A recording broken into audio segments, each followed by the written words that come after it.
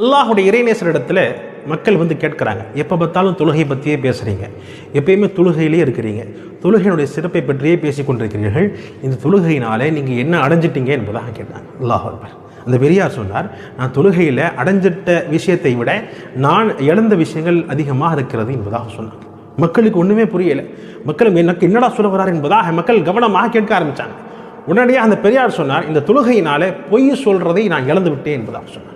தீமையான விஷயங்கள் பால் என்னுடைய சிந்தனை போவதை விட்டு நான் இழந்து விட்டேன் என்பதாக சொன்னாங்க. சுப்ஹான். தீமையான எல்லா விதமான காரியத்தில் என்னுடைய நேரத்தை செலவழிப்பதை நான் இழந்து விட்டேன் என்பதாக சொன்னாங்க. இப்பொழுது என்னுடைய நேரம் முழுவதுமாக நல்ல விஷயங்களில் கழிந்து கொண்டிருக்கிறது, நன்மையான விஷயங்களில் கழிந்து கொண்டிருக்கிறது என்பதாக அந்த பெரியார் சொன்னார். இறுதியாக குர்ஆனுடைய இந்த ஆயத்தையும் ஓதி காட்டினார். இன்ன ஸலாத்த தன்ஹா அனில் ஃபஹ்ஷாஇ வல் முன்கர். நிச்சயமாக தொழுகை மானக்கேடான விஷயத்தை விட்டும்